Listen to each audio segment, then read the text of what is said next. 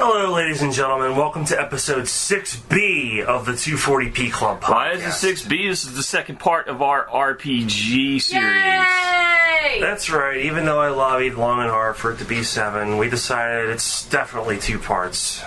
Like a 2-part episode. Excellent. Alright, we have a top 10. In case you missed us last week, we were talking about RPGs. We spent a good deal talking about them, and now we are going to finally unveil our top 10. Da da da da! There will be real music recorded shortly. Yeah, no one wants to hear me go, yay, and all those silly little music. Sure, you can still do that. Well, we'll put actual music in there. Okay. Well, anyway, the way we're breaking this list down is because it would be very unfair to put the Final Fantasy series into a top 10 RPG list. We took that out. We separated Final Fantasy, so we are going to do our top 5 Final Fantasy titles, followed by a top 10 of all the rest of the RPGs out there. We thought long and hard about this. We each contributed a couple lists, and using the power of mathematics and statistics, we came down to 5 Final Fantasy titles that made the list. And if you haven't played any of these games, do it. Yes, do it, no matter what kind of means you have to use. Please buy the game. Buy it, please. Cloud Strike. It's not that hard to buy them anymore. Just do it. Yeah, they've reissued these games so many times. It's possible to get almost every one of them. Anyway, we're going to start off with the Final Fantasy part of our recording. Top 5 Final Fantasy titles. Now, just a few that didn't make this list. The NES series 2 and 3 didn't make the list, unfortunately. Even though those were very good titles. 2 is interesting because they took out the leveling system and put in a ability system, basically. And also they added keywords, which only made its appearance in part 2. Of course, the ability system would later resurface in their Saga series, which was the default form of leveling for those games. And also, 3 introduced the job system, which would pop up later. Anyway, Final Fantasy 2 and 3 didn't make the list. And unfortunately, even though it was on Ray's top 10, Final Fantasy 9 didn't make our list. The most underrated Final Fantasy game. Even though there were things that annoyed me, I loved it a lot. I thought, the characters had great chemistry with one another, and I liked the fact that it, brought focus back to individual, roles as opposed to just making everyone, superpowered. That is true. Plus, 7 and 8 got away from that. Basically, everyone had to fight, and that's it, the commands. In 7, you had the item command, and then you had to equip abilities.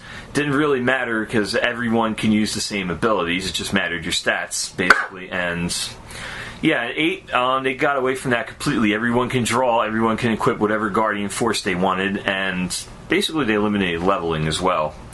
It was a decent game, though, but didn't make our list. The games did make our list. We're going to start off from the bottom. At number 5, someone put some drum roll in. Ta-da! Okay. Da, da, da. Good thing it didn't sound wrong this time. Yeah, that's true. Yeah. Okay, top 5. The 5th place is the original Final Fantasy for NES. Original Final Fantasy was a role-playing classic. You started off making your own party. Each one had a crystal and met in the dream town of Kyneria, where you had to go rescue a princess, and then once you did that, it started the quest. They built a bridge, and you could explore the rest of the world. It was very open-ended. There were certain areas you couldn't reach without proper vehicles. However, after you got a bunch of vehicles, you were able to explore more of the map. Most strategy guides broke it down into chapters. There's chapter 1 was the pre-thing. Chapter 2 was Elfland. And nobody as a kid made it past chapter 2 until years later, I bet, because of all the grinding required. Yeah, there's a reason why it's number 5. It was the first one to come out, so it was a pioneering game. However, the level grinding drove us nuts. You couldn't even do the first dungeon without leveling about 4 or 5 levels. Now, Final Fantasy 1 and 2 also had a targeting bug. I guess it's a bug where you take you have your 4 characters. Each of your characters has to pick a command before the fight starts, and then they'll go in turn order. And if you wind up killing a creature and another one of your party members has targeted it already, it'll try to swing at the same creature and miss. Even if you're using magic. It's such a pain. However, it did add a element of strategy to it that isn't present in any of the future Final Fantasy games, except 2. Anyway, off to number 4. Number 4 on our list is, drumroll again. Alright, we have everyone in the room doing Final Fantasy 4. 4 for 4. Yeah, in 4th place, Final Fantasy IV for the Super Famicom. AKA, it was released here as Final Fantasy II for the Super NES. That confused a whole lot of people once they figured out what the actual number system was. As a lot of people called it, Star Wars Episode 4 in a medieval setting. Hey, we went back to the number 4 again. Excellent. I couldn't gush enough about this game, really. I think, honestly, this is actually my personal favorite Final Fantasy game. But, you know... It was such a good game. You started off as the Dark Knight Cecil, however you say it. His name was pronounced as both. Yeah, depending on your regional or whatever dialect. He was Cecil or Cecil. Anyway, now that we have his name established, Cecil was a Dark Knight under the command of the Baron Army's Air Force called the Red Wings. They were in a quest to acquire all the crystals of the world for some unknown reason. And win the Stanley Cup. Yes. And also scored a winning touchdown in the Super Bowl. Whee! No, seriously, for some unknown reason, they were attempting to acquire the world's crystals. The game actually starts off with a raid of neighboring nation Mystidia. They also wanted to acquire Crystal Pepsi. Mystidia. Yeah, they also wanted all the Crystal Pepsi. Not sponsored by Pepsi. Please don't sue us.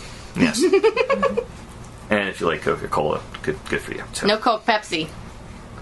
Well, we just alienated half our listening base. Love you guys. We love you all. Anyway, so back to the story. Starts off as a Dark Knight raiding, then he starts to question why he's attacking these towns, especially after the Mystidians did not fight back.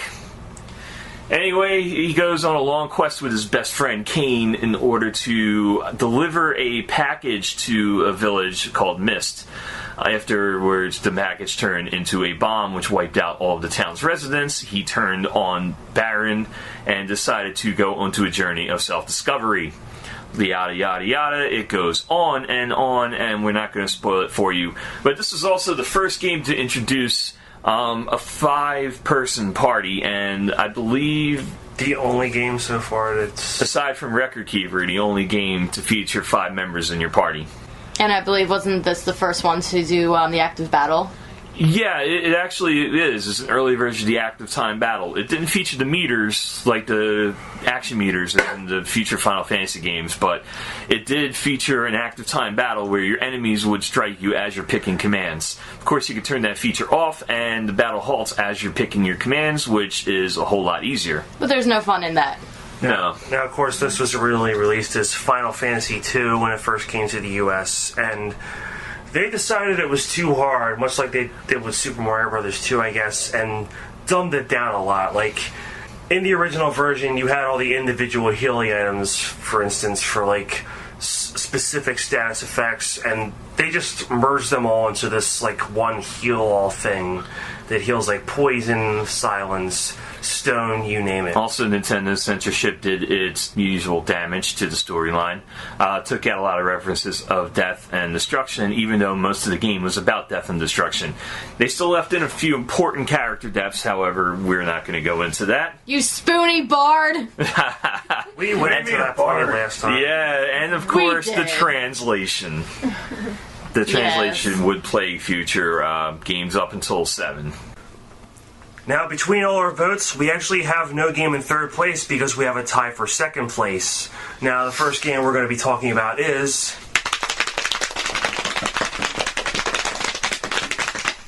Final Fantasy 5. 5! Now, Final Fantasy V was the second game in the series to use the job system made famous in Final Fantasy III. Fine-tuned from that game, of course. Whereas in Final Fantasy III, you had to spend the Unicall capacity to change jobs, and couldn't take any of the skills you learned with you when you changed jobs. Here, you could pretty much change them on the fly, and as you leveled up in each job, you would gain abilities that you could carry over. So, if you wanted to be, like, a knight that had, like, maxed out white magic, you eventually could, given enough experience. It wouldn't be called a paladin, but that's essentially what you would be. Mm-hmm. And Final Fantasy V also featured... It was the first game to feature a four-character party system, which was also a trait of Final Fantasy VI and IX. Also, as well, it allowed you... It used the same 4 characters throughout the game, with a few exceptions, of course, which we're not going to go into. It's also probably the most lighthearted the Final Fantasy series has gotten since. Like, it was almost like a throwback to the humor that the previous games in the series had had, and from there on, it just got darker and darker. Actually, there was a hilarious scene with one of the characters, which I'm not going to spoil, because it happens fairly early in the game, but you will laugh your ass off. Almost as much as a Spoonie Bard. Yes. Now, also on the second place, what game are we talking about? Why don't we give it a drum roll here? Okay, this one was controversial.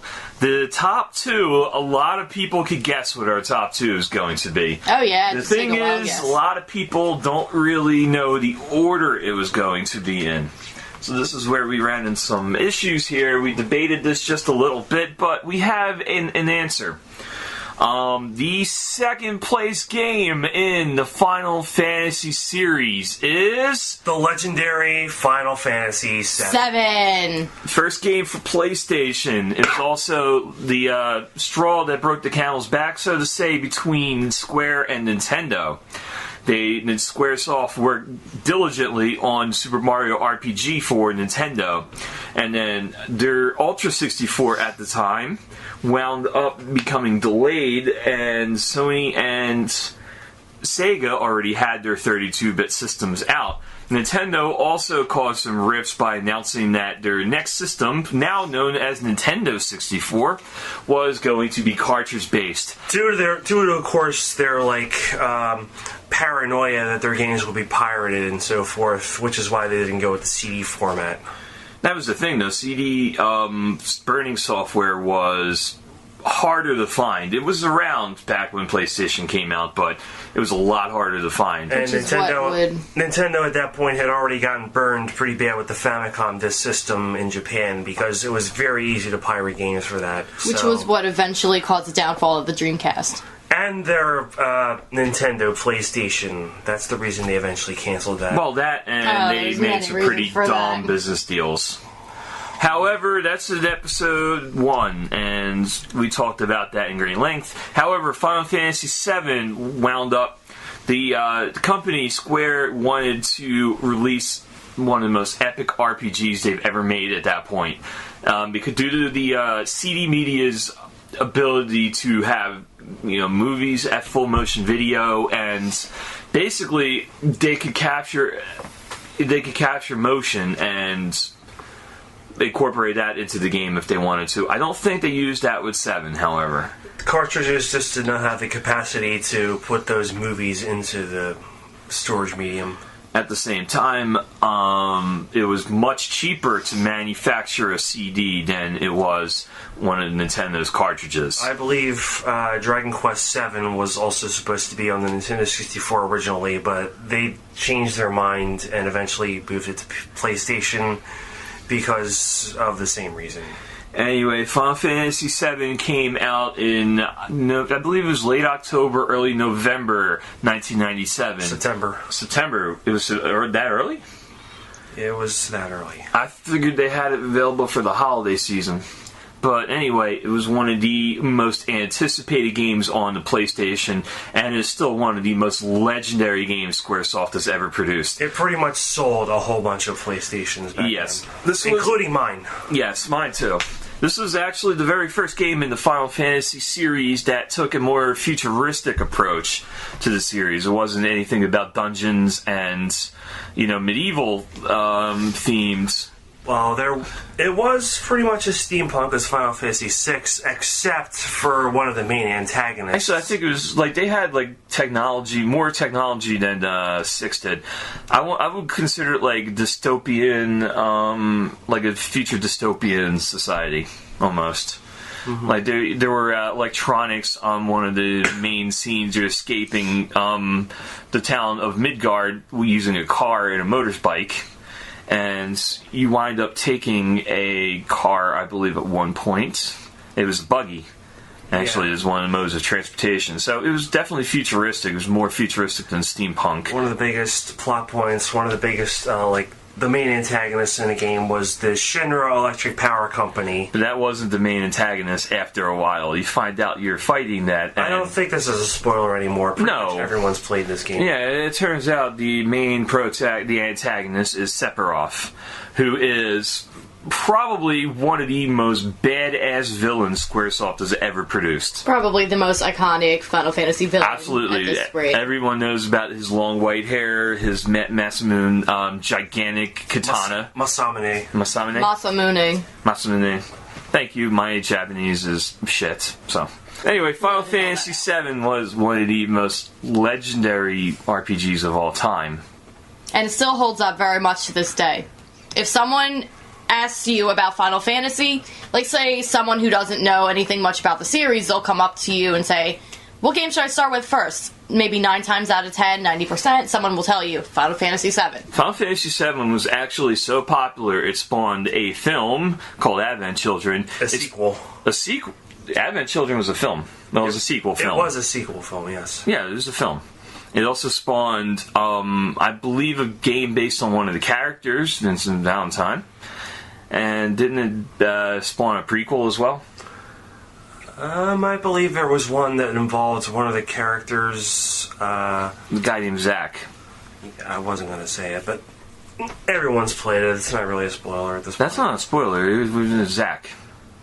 Yeah, a character named Zack in the game. It featured him in a prominent role. And it supposedly happened before the opening sequence of the Final Fantasy VII.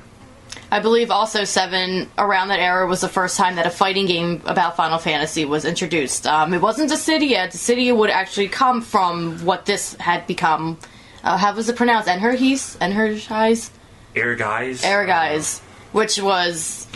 I really don't know much about it. The only thing that I remember about it was I saw it in an Atlantic City train station, back in 2000 maybe. And I believe because of this fighting game, Dissidia came out of it. So I'm eagerly awaiting the next one. And it got a big fat KO. Nobody gets that joke except me. Exactly. Anyway. On to the first game on our list. The top Final Fantasy of all time. I don't think we need to do any sort of fanfare because we pretty much gave it away by Final Fantasy VII being second place. The top Final Fantasy game, in our humble opinion, is Final Fantasy VI. It was released in US as Final Fantasy III for the Super Nintendo, and it was the last Final Fantasy to be released for the Famicom. It was also set in a steampunk setting. It was basically 1,000 years after this great cataclysmic war called the War of the Magi that completely wiped out the Earth, and steam, iron, and technology have made a comeback. However, an empire who... The Empire of... The Gestilian Empire, as the Empire it's called. of Vector. Yeah, Vector is called the Gestilian Empire as well. After conquering the neighboring kingdoms, wound up on a quest to find this mysterious force called magic, which the Gathering. Yeah, Magic the Gathering. So they could be the Pokemon Master. Actually, no, it didn't have anything to do with that.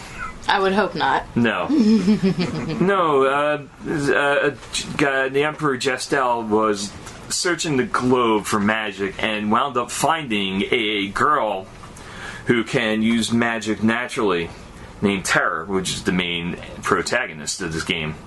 And that's not a big spoiler, because within the first 30 seconds you meet Terra. You don't know her name yet, but... Yeah. You find out soon enough. That's no big spoiler. And then it goes on to an epic quest in order to save the world from the Empire's advances. Now, mind you, this was probably the first Final Fantasy game where the villain actually won. I'm going to spoil it just a bit. The villain actually wins in this game. Basically, causing a cataclysm. The main villain, the iconic Kefka, winds up scattering the party in a burnt-out husk of a world where he has turned into a god, basically. And the quest, the second part of the game is an open-ended quest to find the rest of your party, which features 14 playable characters and a couple other temporary playable characters. So it does bring up the total to about 18. But yeah, it was such an epic game. It spawned no sequels, unfortunately. Like Final Fantasy VII did. 6 was a standalone game. It was remade once for the Nintendo Game Boy Advance, which just added, like, they did the same thing with 4 and 5. They just added an additional dungeon to it. It's also been ported to iPhone and Steam, but we don't recommend those versions. Yeah, it looks a little weird on iPhone, actually. I've seen the screenshots. However, this was the best game, I think, in Super Nintendo's existence. Even better than some of our other RPGs that we will be talking about. For me, personally, this is a personal favorite of mine. And of course, one of the main complaints is that this was the first game where you could teach, like, all of your characters, like, the same magic spells. Yeah, basically you could build tanks, they were called, like tank mages. Yeah, unlike in Final Fantasy 7 and 8, like, each character still had an individual role. Like Sabin, we mentioned, is a monk and can use a bunch of abilities, like you do inputs on your controller, and the ability called Blitz. He might use Pummel, he might use Aurora Bolt or whatever. But it all boils down to every character's going to know, like, Ultima eventually. Yeah, which does break the game after a while. However, the new dungeon they put into it on the Game Boy Advance version will definitely challenge you, even if you have maxed out characters that know all the spells. The characters were also pretty charming. I remember saying to myself, as soon as I met Edgar, I wanted to slap him across the face. The characters have amazing chemistry with one another. Yes, they do. Which is more than I can say for a lot of the later Final Fantasy. And the soundtrack was legendary. It was Super Nintendo, so it wasn't the orchestrated numbers of Final Fantasy 7 and 8 with vocals, however... But it damn well could have been. Yeah, it stretched the limits of what the SNES was capable of. Especially the Opera House scene, which was absolutely breathtaking. And Nintendo censorship, fortunately, didn't do too much damage to this game.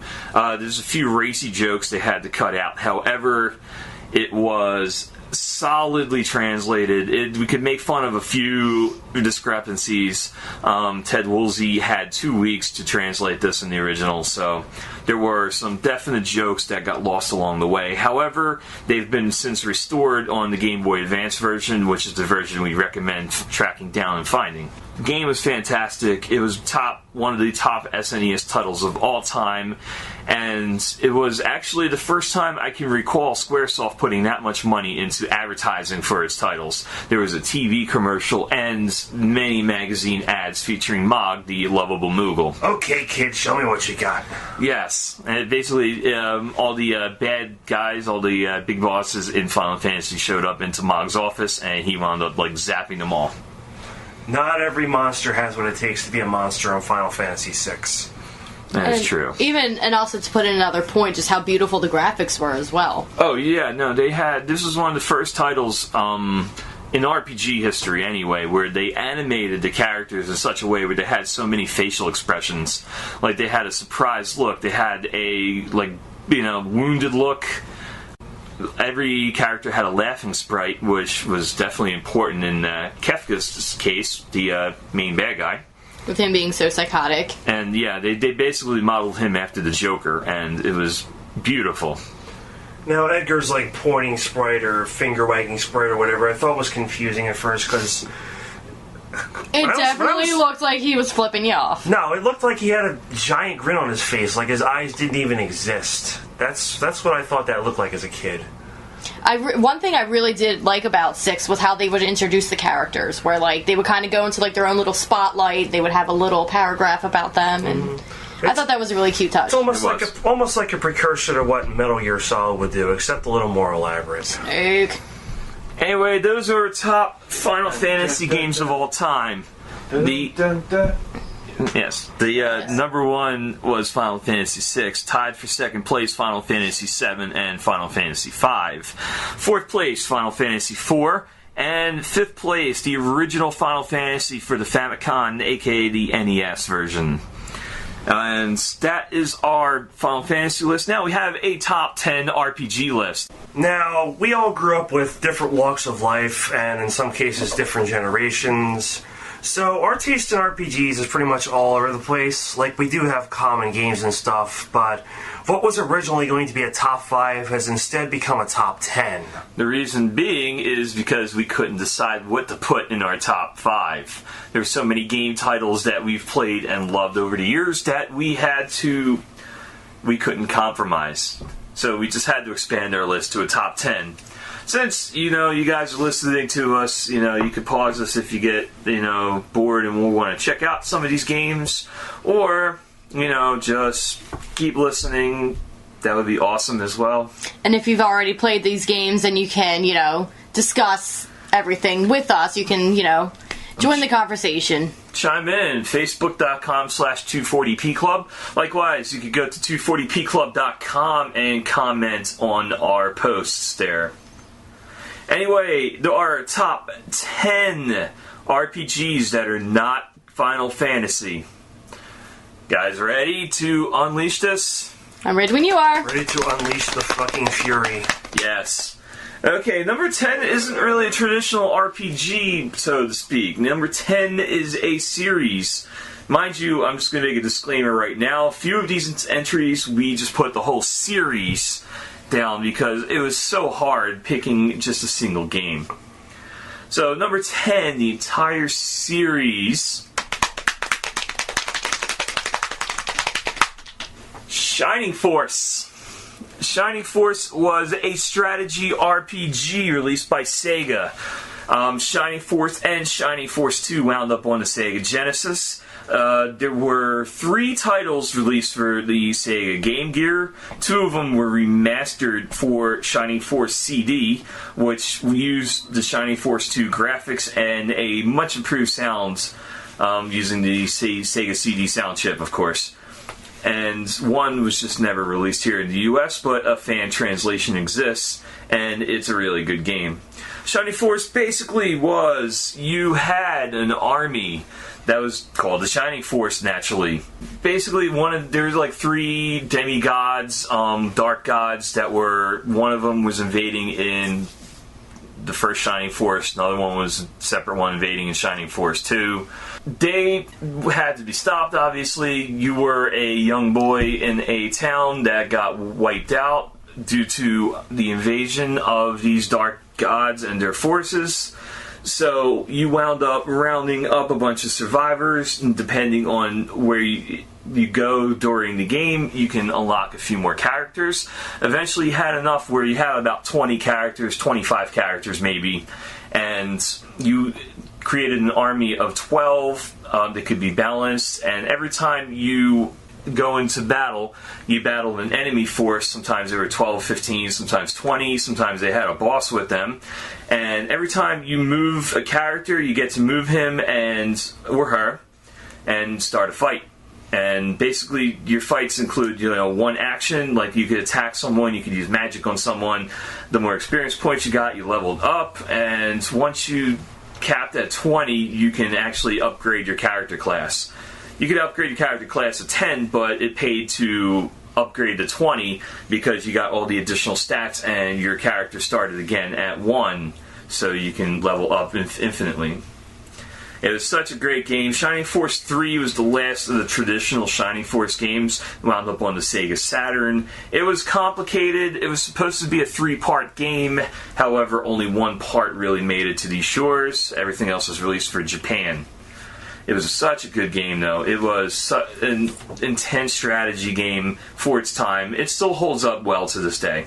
It seems to have also spawned other strategy games, such as Final Fantasy Tactics. Some of the Fire Emblem series adapted the Fire Emblem was like competition with yeah, pretty much. It also kind of I know the latest one was like kind of strategy based. Waifu Wars, actually. We're not discussing Waifu Wars. We said that in the first episode. Of course, the guilty pleasure for myself in future generations that also spawned was the Disgaea series, which is very humorous and ridiculous, and that you can level up characters to 9,999 and just eventually deal insane amounts of damage, which you'll actually need to get through like later portions of the post game. I can't even imagine level grinding to that high. Me neither. It takes a long time. There's just no time in my life for something like that. Now, number 9 in our list was also released for Sega systems, and that would be the Lunar series. And if you don't have a Sega CD, that's okay, because it was also re-released on PS1. And actually, Lunar 1 was also ported to PSP, completely redesigned. It was a fantastic game. The company called Working Designs had many RPGs over the years, including that, the Lunar series, Vi is another one. Trying to think, like Popful Mail, even though that was more like an action game. Action-adventure game / So they had a few over the years, but the Lunar series is their most popular.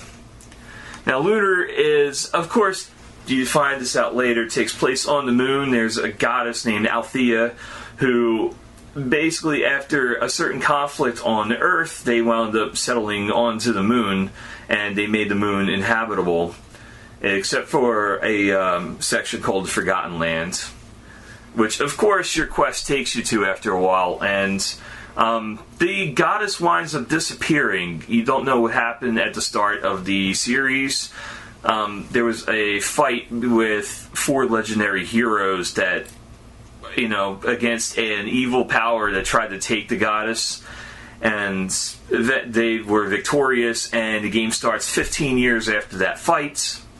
It was unique at the time because it used the Sega CD full motion video. These weren't full motion captures. These were just little anime clips here and there. But, it was very primitive. It wasn't like you're playing Final Fantasy VII with the full motion video. You also had a flying cat. Yeah, you had a flying cat, which you find out later was something a little different. You can never go wrong with cats. No. It was a good game. It was very underrated. A lot of people forget it exists to this day. But it still has a hardcore following. Lunar 2 was just as good. That took place 1,000 years after the first Lunar. And basically you get a little more of the side story of Lunar in there, as well as a new conflict against a new god.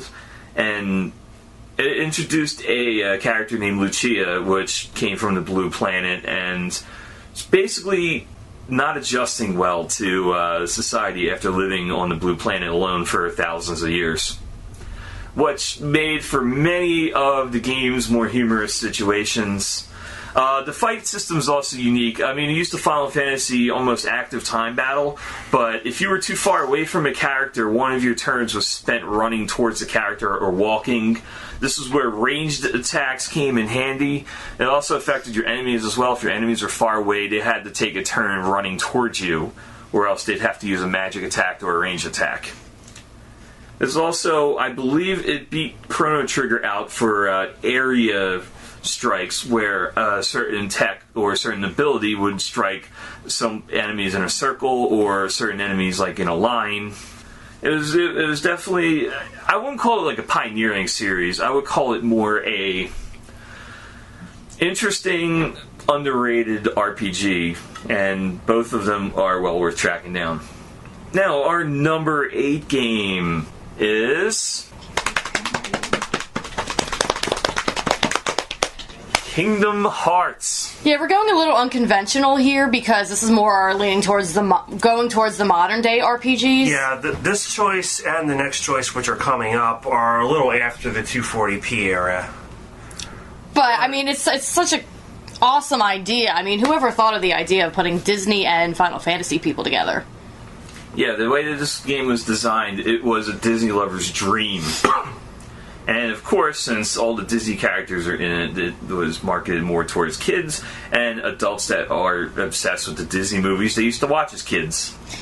Unfortunately, it did spawn a interesting little fan base where people were actually believing that they were the Keyblade holders, and yeah, let's not get into that. Yeah, we don't get into the Kingdom Hearts fandom. It's a little toxic. I don't want to really get into the fandom portion of this, but it was really cool. You start out the game as Sora, and you start with Sora, Kiri, and Riku. I'm actually very bad with names. Turns out you live with a bunch of Final Fantasy characters on this one beach too. Blitzball. Waka, Selphie, and there was one other. I don't remember. Yeah, the Blitzball really pissed me off. Yeah, wasn't that from 10? It was from 10. It originated from 10, yes. Yeah. So what happens Probably single-handedly the reason why 10 didn't make my Final Fantasy top 5. Mainly because I didn't like Titus and Tidus. Yeah. Anyway, so going back to Kingdom Hearts, it's just a really cool Disney Final Fantasy lover's dream match. Kingdom Hearts 3 right now, it's still up in the air whether or not it's going to be made. It's always being promised that it's in development, etc., etc. What I haven't seen yet in the Kingdom Hearts series is, I actually haven't played the second one yet, so they could possibly be in the second one. But I've been thinking I want this main team of, like, the most badass Disney characters ever. I want Scar, I want Jafar, I want Goliath, I want Xanatos. Of course, everyone. I want King Triton. Of course, all the young ones nowadays are going to want Anna or Elsa too. Of course. Yeah, if they ever made a third, Elsa is going to be one of the main characters. She'll probably be like the main character in it, which would really, or maybe really you have to annoy rescue her halfway through or something like that. That would really annoy me. I've got no problem with Frozen. My only issue is that movie's so goddamn overrated. I had to watch it, but like my cousins really liked it, and I was curious, and I watched it. As soon as it was over, I'm like, wow, this movie really sucked. And probably wasn't as overexposed as you were when I saw it. I didn't think it was half bad. Oh no, it was completely overhyped. I have friends with kids that have heard that Let It Go song on loop every day for like 2 years. My ears would bleed.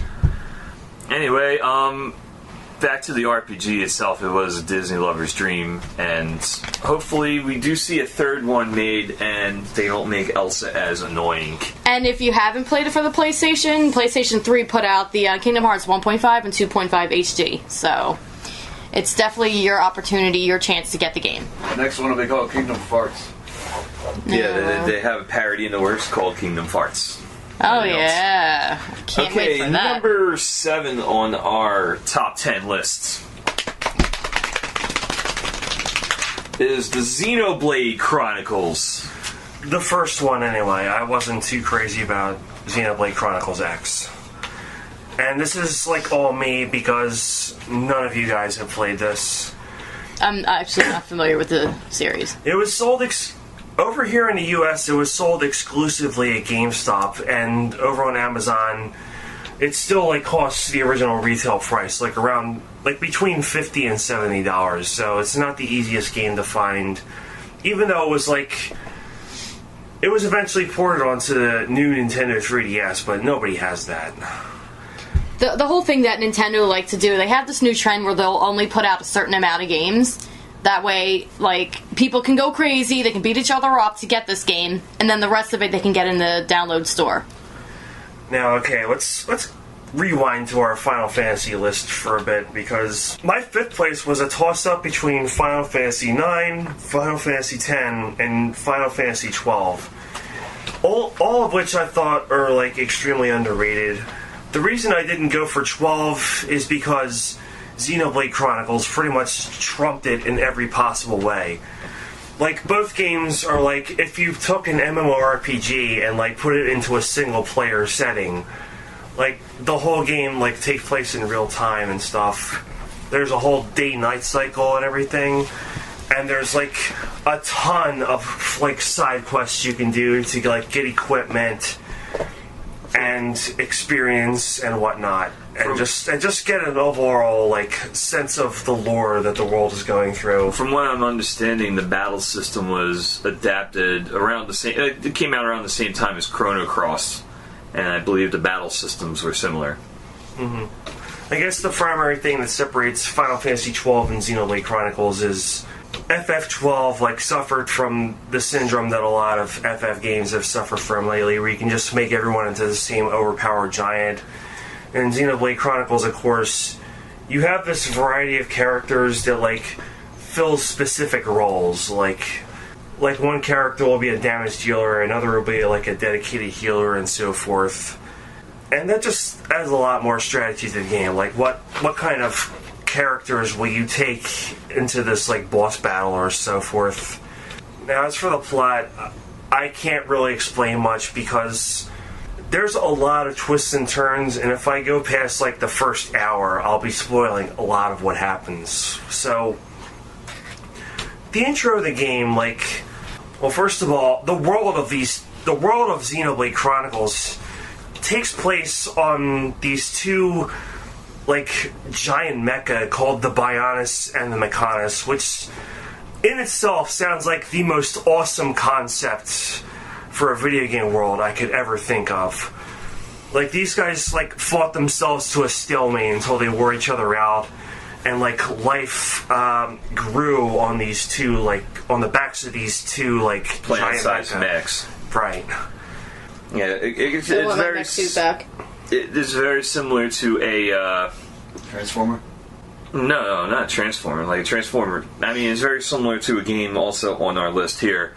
At least one of the sequels to that game. But we'll go into that later. I want my mech suit back. There was a donation fund. GoFundMe. Get Nikki's the mech suit back. Nikki, you wouldn't know what to do with a mech suit. So I would have a booster seat. Yeah, and we could go into it like a little more. Like, we'll go into it a little bit. Play it for yourselves, guys. For yourself. It's available, I believe, on. I don't know if they've ever reissued it. I think they have. The DS. It's on the new Nintendo 3DS. I think they put out more copies for the Wii. I think it's possible that they may have also re-released it on the Wii U Virtual Console. I have no doubts in our audience's ability to track down some of these games, so we'll just. You can find it at GameStop. I don't think it's $50 anymore at this point.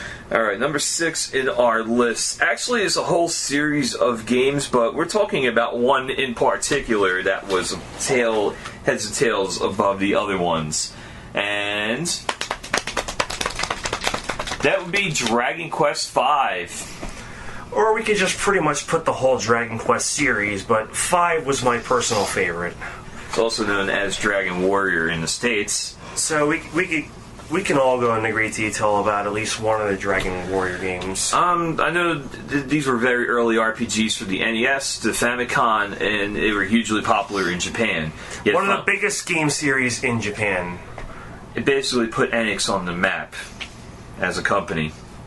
And, you know, NX, the entire reason Square even bothered to acquire them in the first place was because of the series. They wanted to, this is the chief competitor of Final Fantasy, and they finally had these two series under the same umbrella.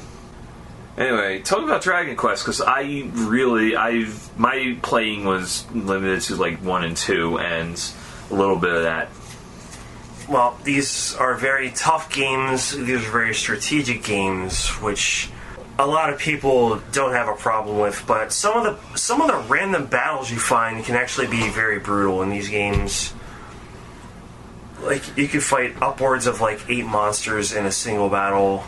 Yeah, it is a lot of grinding, I can imagine. Level grinding isn't necessarily a bad thing, it's just annoying when you want to get knee-deep into the game. Our number 5 entry on this list is notorious for level grinding. However, it was such a fun game, I actually rated it above the first Final Fantasy. Of course, I'm talking about Phantasy Star series.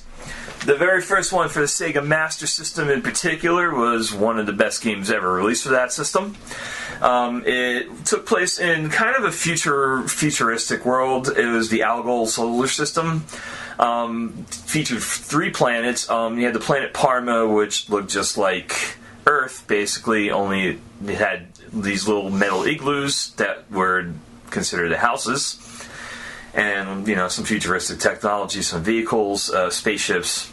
You also had Desolus, which was the ice planet, because it was farther away from their sun. And you had the planet Mota, which was the desert planet, which featured a sandy climate and these little creatures that kind of resembled the sand people from Star Wars. A lot of these games used a lot of Star Wars references.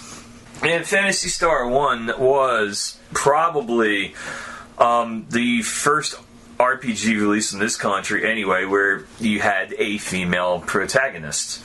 The young character Alice, or Alice, depending on what translation you're using, started off basically to avenge her brother, had to find a guy named Noah. Noah was turned to stone, so you had to track down a cat named Meow on the planet Mota, who had a way to cure him. And then eventually it wound up spanning 3 planets, and you had to gather enough people, enough weapons to break into the fort of the emperor of the time, the guy named Lassic, also the governor, who was trying to create a dystopian society. After you succeed, you find out who the real bad guy is. It wasn't Lassic. Lassic was just being influenced by a creature called Dark Force. Or Dark Phallus. Dark Phallus, depending on, what translation you're using. It continued to Phantasy Star 2, where they created the planet Mota, turned into a paradise thanks to a supercomputer named Mother Brain. Of course, this takes place many years after the original Phantasy Star, and this was one of the first titles to come out for the Sega Genesis system. Phantasy Star 3 was like an offshoot that took place in a different world, and Phantasy Star 4, of course, ended the series, or the original series in the Phantasy Star universe, by actually referencing some of the events of the first one, which took place 1,000 years before Phantasy Star 4 took place.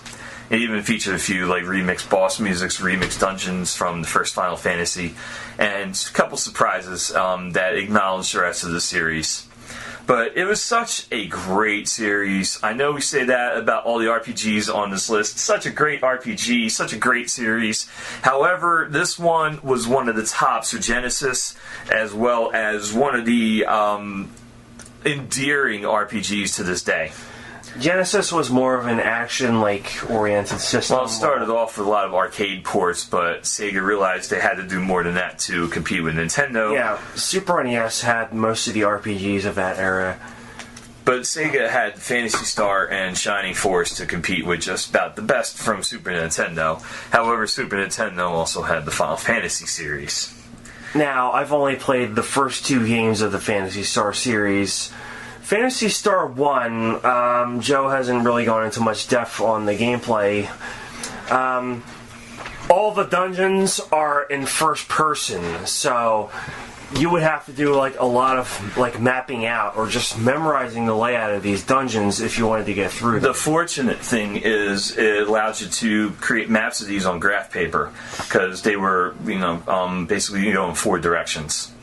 It was up, down, left, right. You couldn't do side-to-side directions, diagonal. It wasn't like an open room. It was, basically just a maze. Phantasy Star 2 was also very complicated, but for a very different reason.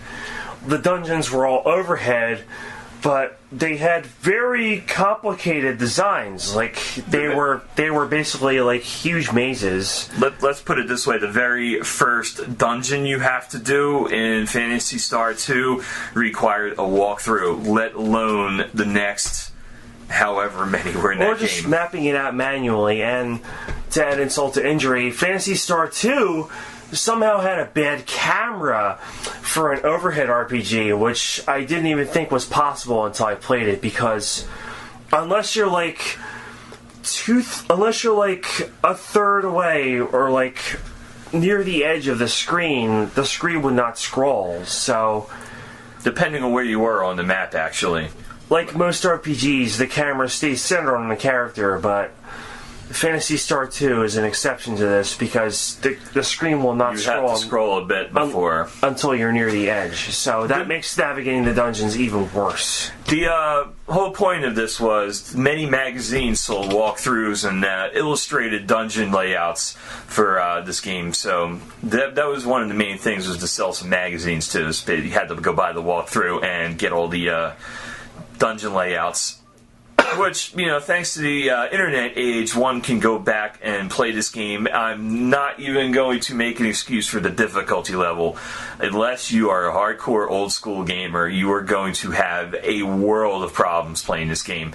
However, it is so worth it once you get into it, especially the part 4 in this series.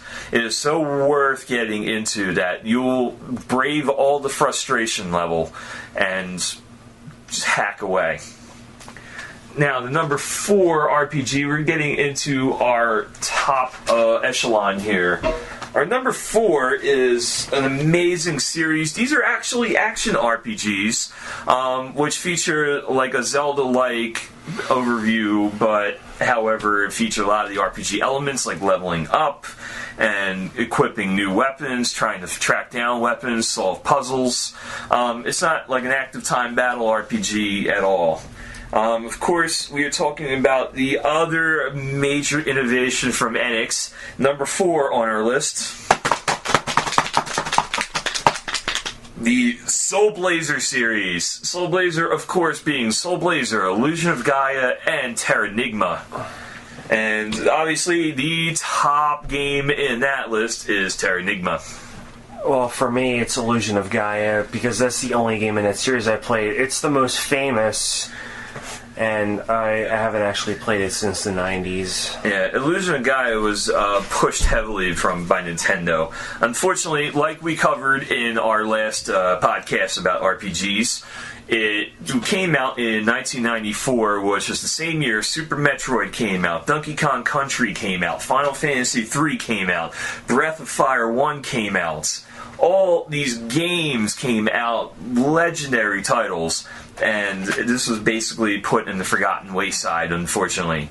But it was a great game. It kind of built on what Soul Blazer established, which is basically the world is not what it seems. Soul Blazer, you started off in an empty world with a dungeon, and every time you killed a few creatures, more and more of this world would appear, along with like townspeople to help you, to heal you.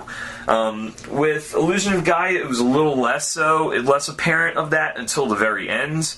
The only problem I had with Illusion of Gaia was you couldn't really retrace your steps once you got to a certain point. So anything you missed has been missed for good. From what I remember, you played as this character called Will, and you often had the options to change into this other character called Friedan, who was like more powerful, had a longer reach, and so forth. Eventually, you wound up getting a character named Shadow, which was basically just a liquid form who could pass through floors and sands and everything. It was a great game. The boss battles were definitely tough. You had to grind just a bit, there's only limited grinding because once you've cleared a area of all the enemies, you basically got all the treasures you're going to get. The continue system was a little weak too. It's basically started you off again with half your life after a while in the same spot you died, which was not handy for bosses. Now, if you died and retried, you would start back at the last save spot you saved the game at, which will give you full life, and basically you'll be able to kick some more ass. Of course, this game winds up as a number 4 spot over all of these wonderful titles because of the amazing Terranigma game. Terranigma was it featured a character named Ark, who was the denizen of a village called Christel. He was a bit of a troublemaker. Yeah, he was a troublemaker, tomboy. You know, not a tomboy because he was a boy. He was basically a troublemaker, mischievous orphan, and it got to the point where his pranks opened up what is actually called in the game Pandora's Box. And then, it froze the entire town, so he had to start going onto a quest through all these towers in order to unfreeze everybody. And then you realize what the main ordeal was. You had to go back to, which is actually Earth. It was modeled after Earth. And it was a disaster happened in the distant past where all life is void on Earth. You had to go through all these dungeons in order to restore the life on Earth, and once you've done that, once you've restored humans, it turns into a completely other ordeal. Essentially, the game takes place, many fans have speculated over thousands of years. Many people, have speculated Ark is some sort of god. You don't really find out till later on who exactly he is, and the story gets so deep at that point and so emotional at that point. It just draws you in. You cannot put this game down until you've beaten it. And then even then, you're just baffled at how the story progressed to that point. We're not going to tell you anymore. This is definitely an excellent game. It's a reason why we put it on our list. It's a reason why we put it so high on our list. Now, there is a tragedy involved in this game. It was never released in the United States. It was ported by a company called Quintet, who was going to call it Illusion of Gaia 2. Unfortunately, Quintet went out of business, and this game was developed in 1995, which is the year the PlayStation and the Saturn came out, stateside at least. It was already available in Japan since early '94, so next generation of systems were out. A lot of game companies were developing for these systems, so this was not a priority to localize to the US. It was translated into English officially, but it was never released here. So it was impossible to track down. It still is, because it was still never released for any virtual console, which again is a tragedy.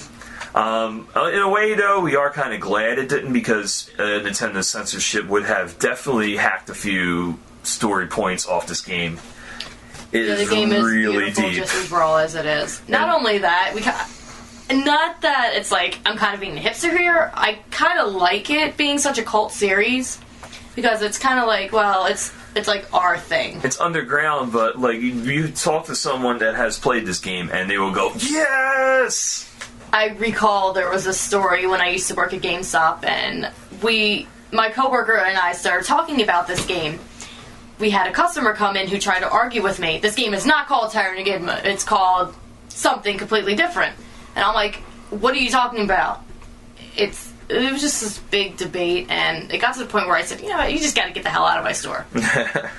Yeah, anyone that assaults that game needs to leave the premises immediately. Yes, get off my lawn! Alright, rounding up our top 3 now. Just like Illusion of Gaia, number 3 came out in 1994, an action-packed year for Nintendo, and failed to make any waves because Nintendo ran out of advertising money. They were also competing with Super Metroid, Donkey Kong Country. All these games came out in basically Nintendo's golden year. Of course, number 3, we are talking about the Earthbound series, also known as the Mother series. That's correct. Actually, they did put a lot of advertising money into it, but they ran a very negative advertising campaign. Probably not on purpose, but it definitely wasn't the best. They would say stuff like, this game stinks, and so forth. But yeah, again, the Mother series, very popular in Japan, and had a very tumultuous history in the US, to say the least. They were planning to bring the first game, Mother 1, to the US. It was for the Famicom over there, and they were planning to bring it to the NES. Had it fully translated and everything, but pulled the plug at the last minute because, I don't know, they didn't like the art style or something, and the Super Nintendo was just beginning to gain momentum, and I guess they didn't want to take any, I think Nintendo was also putting some of the resources into Star Tropics at the time, as far as like their adventure games go. That could be the case, but they were mostly putting their efforts into the Super Nintendo at the time, which is also the reason the original Final Fantasy II didn't make it over here. Like, they had that localized as well, but eventually there was a sequel, Mother 2, and it was released here as Earthbound, but like I said, they didn't put the best advertising campaign into it, which was a shame. I actually ended up with the game when it was current content and fell in love with it. It's very similar to Dragon Quest, in terms of gameplay and engine style, but it's not quite as difficult. Well, the first game in the series was it was very grindy, like most of those early games were, and very unbalanced. The second game found the perfect balance. Now, what type of game is it? Did it have was it dark? I think it was more lighter humor, wasn't it? It was a very lighthearted and very quirky game. It spells out from the beginning that there's this evil force named Gigas who is basically twisting the world and turning people and animals evil. You start the game as the protagonist named Ness. You're sleeping in your house in this town called Onett, and this meteorite crashes a couple feet outside your door or whatever, on this hill. And soon after that, your neighbor's brother gets lost and you have to find him. You're visited by this insect, this flying insect named Buzz, who basically is from this apocalyptic future where Gigas has basically taken over, and he sends you on this quest to find 8 spots called Your Sanctuary and power up so you can be the one to defeat Gigas. And you have to find 3 companions, and this is also plainly spelled out at the beginning of the game because you have to name them at the beginning. Basically, would you consider it similar to the Dragon Quest series? Would it be more like an action RPG, or would it be just straight up It's straight up turn-based. One thing I do recall about the Earthbound series, I am actually not too familiar with it. Back then, I did rent the game at one point, and I just remember finding it rather boring. The Earthbound series, again, around Nintendo's golden age, wasn't exactly pushed as much as the Metroids, the Donkey Kong, etc., etc. Here's the thing with the Earthbound series. I don't really remember too much of it, to be honest with you. I remember Earthbound being advertised because I used to subscribe to video game magazines back in the day. The big thing was fighting games, though. All these video game magazines were focused on fighting games, and you get a blurb about RPGs. Now, even though some of these magazines were traditional, this fighting game's coming out, this fighting game's coming out, when Final Fantasy III came out, it basically broke the, as the mold in RPGs. People gushed about this game, and all the magazines gushed about it. It was considered one of the top RPGs of all time. It still is, and we covered that greatly in our Final Fantasy list. However, Earthbound was another one of those titles that just happened to come out that year. All these games are coming out, and all this attention was being paid to these fantastic titles that year. To compete for Sega Genesis, Sonic & Knuckles was coming out at the time. Sonic 3 and Sonic & Knuckles the same year. You had Super Metroid come out. You had Donkey Kong Country. Earthbound was the forgotten child. And the thing about Earthbound was that, as much as it was not a commercial success as Nintendo was probably looking for, many years down the road a game called Super Smash Bros. Would come out, the original one, which would add Ness as a playable character. The most hidden of the playable characters. Yes, which helped boost up the popularity of Earthbound. It became, again, just like the Soul Blazer series, it became a cult classic. Absolutely. It's basically considered a sacred cow in the gaming world nowadays. If you make fun of this game, people will come after you. Not literally. Although you might get a verbal thrashing on the internet. Yeah, you might be called a noob or something. Do people still call people noobs? I don't think noob has been in use for a while. Now it's they'll post some meme or something. Yeah, they'll post a meme, or they'll go into your Facebook and post the dumbest picture of you. We seemed in a society to have gone from inventing words straight to just posting pictures. Yeah, pretty much. And I think the next time it'll just be a couple of like sounds, or like a caveman Are we grunt. reverting back That's to caveman? probably. Great! So that Excellent. means I can start hunting, which means I can start with you. I'm gonna eat you.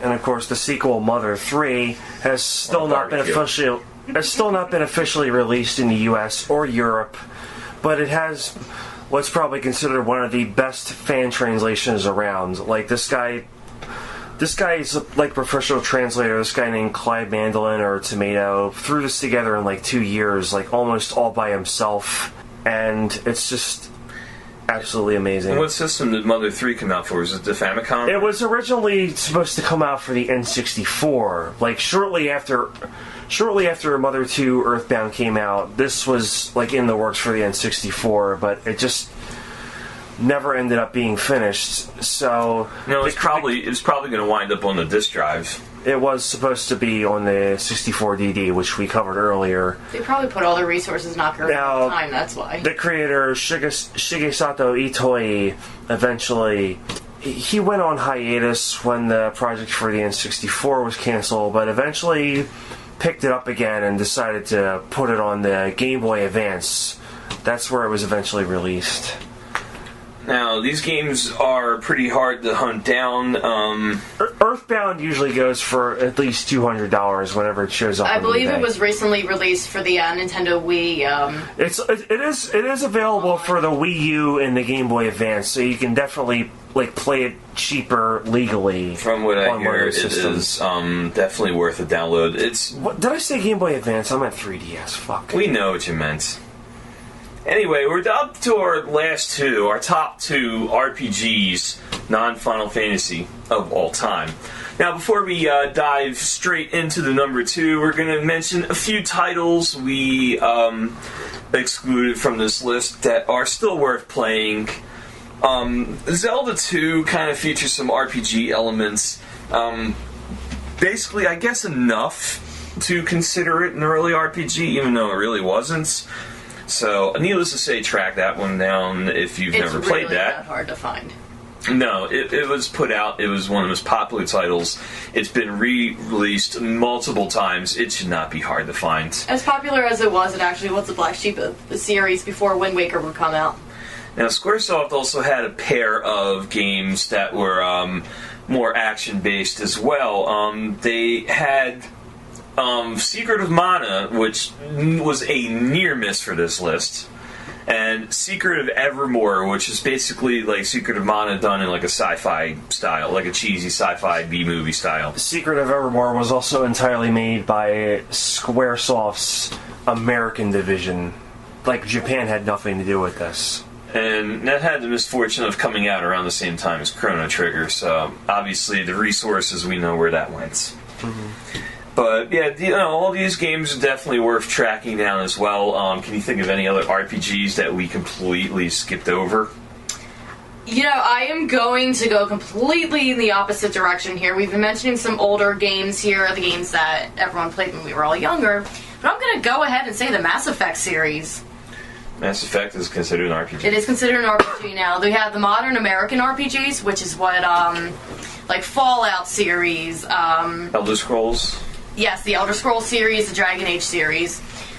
Modern day RPGs made by, I believe they're American developers, were a little bit different than what the Japanese were doing. Because a lot of it is choice based, where now that there are 3 Mass Effect series, the things that you did in Mass Effect 1 will affect what you did in Mass Effect 2. Who you kept alive in Mass Effect 2 would eventually go on to Mass Effect 3. So a lot of it was choice and decision based, which is also what would translate, or which would also be found in the Legend of Zelda Skyward Sword series. I have to add a few more. We're going to go a little old school. For mine, SNES era, the 2 Lufia games, Lufia and the Fortress of Doom and Lufia 2 Rise of the Sinstrels. These are 2 games that they missed this list as well. Lufia was just an old school RPG. It was definitely a lot of fun. Had a decent storyline. It was most similar, I guess, to the Phantasy Star series. It kind of resembled Phantasy Star 2 a little bit, but it was like medieval, not futuristic. So those are definitely like worth tracking down. Working Designs also made a game for Sega CD called Vi that was halfway decent. And I forget the developer, but these were action RPGs. The Wise series, or Ys, however you say it. I believe they're called Ys. It's Ys. Yeah, and basically Wise, but it's pronounced Ys. Ys 1, Book of East 1 and 2, there's 3 and 4. They were reissued many, many times, most recently for the PSP. So these are definitely not hard to track down.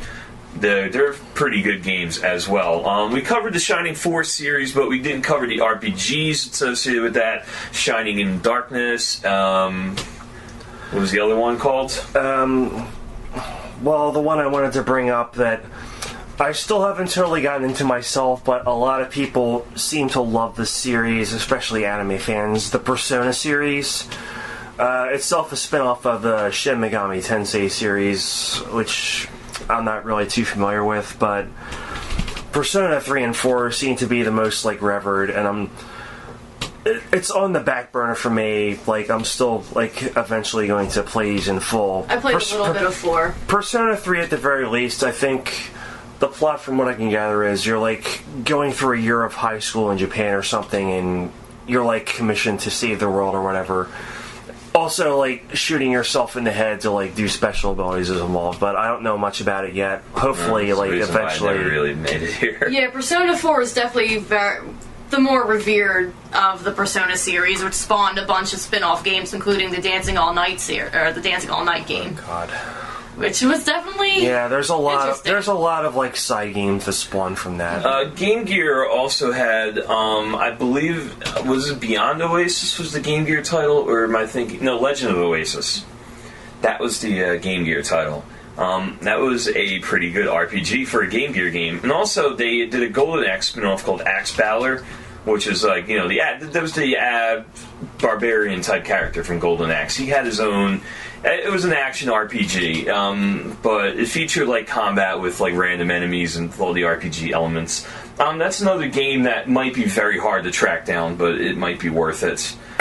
More along the lines of action adventure, Gargoyle's Quest. That was a really good one as well. Yeah, basically all these RPGs that just didn't make the cut, unfortunately, because they released a whole lot of games, but we couldn't really cover everything. Yeah, it's only 10. So yeah, we're doing the top 10. And this has gone on long enough, so we really... So, our number 2, without delay, number 2 of all times, Breath of Fire. Breath of Fire 1, I believe, was actually the first RPG I ever beat as a kid. It was also the very first RPG released by Capcom. Yeah, it wasn't. Breath of Fire 1, actually, in this country, wasn't released by Capcom. It was released by Squaresoft. Yes. Because Capcom didn't really want to localize it to America because they didn't feel the RPG audience was that big at the time. And at that point, they were banking on the Street Fighter series. Which, was basically making them a ton of money. And Mega Man X at the time. The Mega Man series was going strong. So they had a bunch of franchises that were making them tons of money. This was an RPG, popular in Japan. Didn't really want to localize it, but Squaresoft decided, it was a good enough game where they would just, purchase the rights to distribute it and translate it. It turned into such a good RPG that... it ended up spawning about 6 more games. Yeah, many more games. The only ones we're going to be concerned about is 1 through 3. 4 turned into more like an anime style. The second game was already well into development by the time the first one was even finished being localized. And by that point, Capcom decided that they were just going to do it themselves. Mm-hmm. A really cute kind of feature about this game was that it also featured the protagonist also featured the same name as the Street Fighter character Ryu. So the two of them. Well, yeah, it was more his name. The Breath of Fire character's Ryu's name made a lot more sense than the Street Fighter. Dragon. Yes, it literally translates to dragon. You find out more about the series itself through Breath of Fire 3, the backstory behind And, basically names for, there was the Dragon Clan in Breath of Fire. They were known as the Brood in Breath of Fire 3. The goddess name at the end was Tyr in Breath of Fire 1. It was changed to Maria in 2, even though she's only mentioned in name in 2. Myria. And Myria in 3. Myria. Myria. It depends on how you pronounce it. Tomato, tomato. Yes. But yeah, no, the reason why I just beat out all these other games on this list is how much depth some of these games have. Like, the original Breath of Fire went from day to night, and depending on what time of day you enter a town, the residents would be asleep. One town was infected with zombies, and you would only see them at night, so you had to enter the town by nightfall. You also had to have certain characters in the lead in order to traverse some of the terrain. Like, you had a fishman eventually, then he was your key to getting underwater. So eventually you had to purchase gills, which was a special from the Merchants Guild. Yeah, in order to let the rest of your party enter the sea. It's also a character that was able to go through forests, and you weren't able to get to certain locations without recruiting him first. Yeah, a recurring staple of the series is that everybody has a different sort of skill in the overworld that you need in order to finish the game. I've mentioned this many times. Actually, the screen test we did for 240p Club, we mentioned Breath of Fire 2, and I remember, and I still feel this way to this day, Breath of Fire 2 had some decent musics. Not all of it was decent. The dungeon music was a pain in the ass. Drove you nuts after a while. But the thing I couldn't stand about Breath of Fire 2 was the ridiculous random combat rate.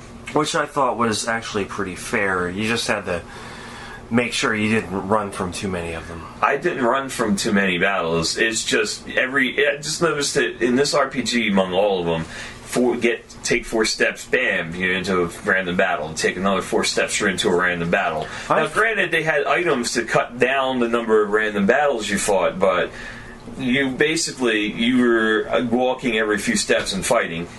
That's actually kind of how I felt about Final Fantasy IV the first time I played it. That's how I feel about 4 also.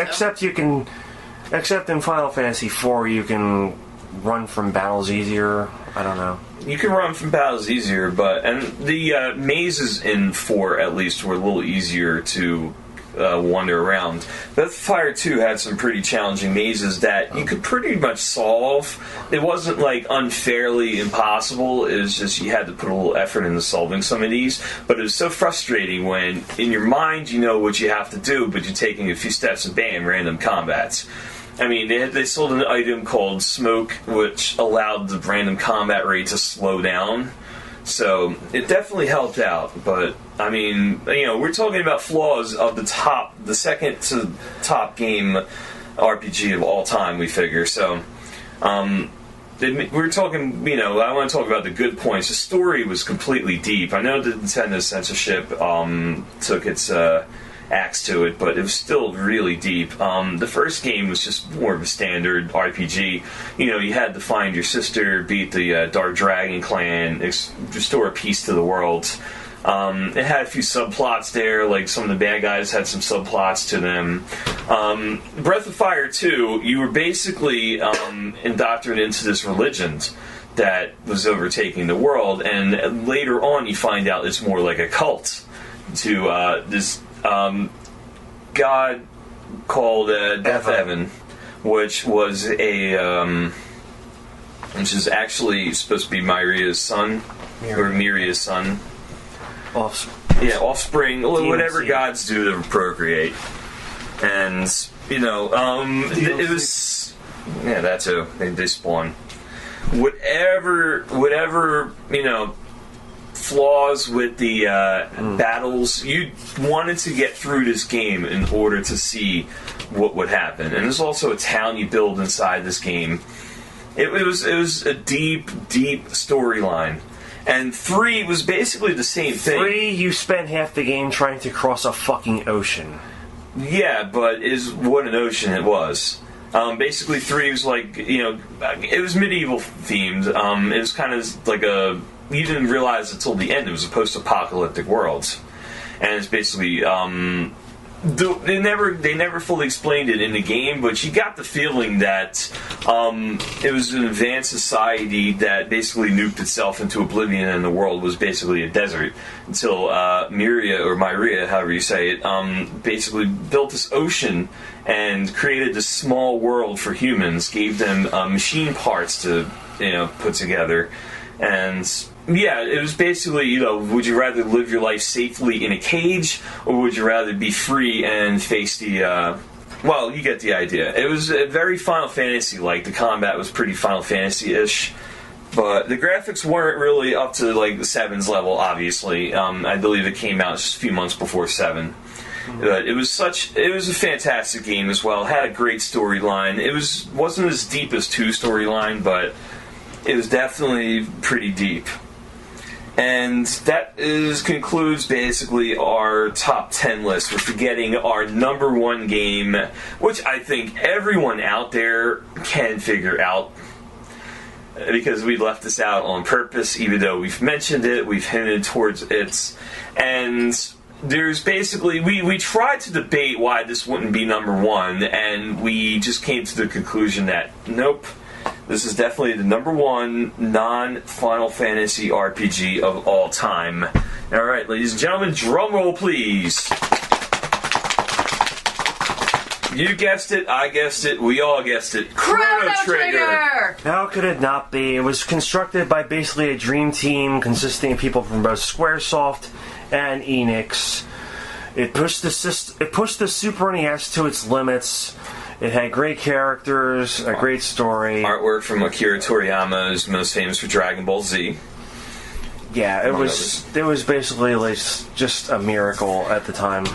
It's my second favorite game of all time. While it's definitely easier than Final Fantasy VI, it wasn't even built on the same engine as Final Fantasy VI, but it came out around the same time, like a couple, maybe 6 months after Final Fantasy VI, and you can consider it the lost Final Fantasy. It uses the active time battle, only except instead of random encounters, you actually see your enemies on the screen and you run into them. In order to fight them. You fight them directly. You don't go to a different battle screen. You fight them directly on the plane, and depending on how far away you are, certain attacks work a little better. This expanded basically from the Lunar series, where you had area attacks too. Like you had an attack that will affect 2 enemies on a screen. It'll affect enemies in a straight line. It also had the same elementals. Every character was able to use a different skill set. You had 2 characters with water, but at the same time, each character had completely different spells. You couldn't just transfer your spells and make a tank. There were 2 characters that had water, but one was more oriented towards healing and the other more towards offense. One was also ice and one was water. Yeah, which it did affect the same enemies. I mean, water and ice. It all affected. Yeah, there was. Yeah, it was again an absolutely fantastic game.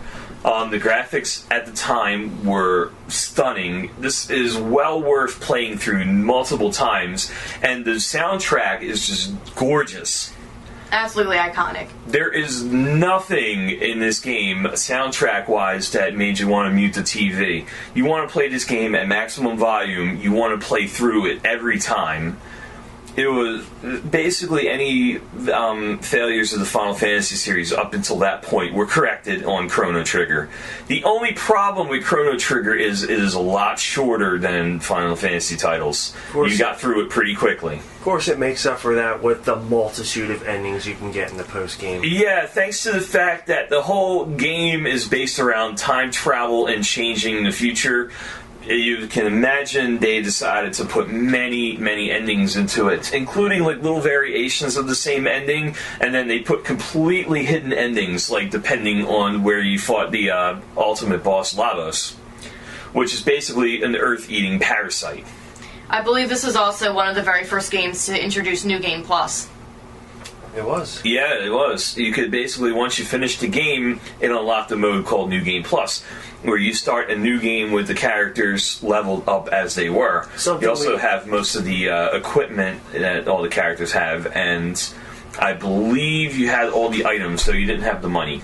Right. It's something we take for granted now because it's like in every fucking game from like Disgaea to Xenoblade Souls. Chronicles to Dark Souls, of course. Yeah, New Game Plus. But if you beat the game at a certain point in the New Game Plus mode, you get a completely different ending. I believe there were 12 in all, and then you had an ending for whether you lost the final battle.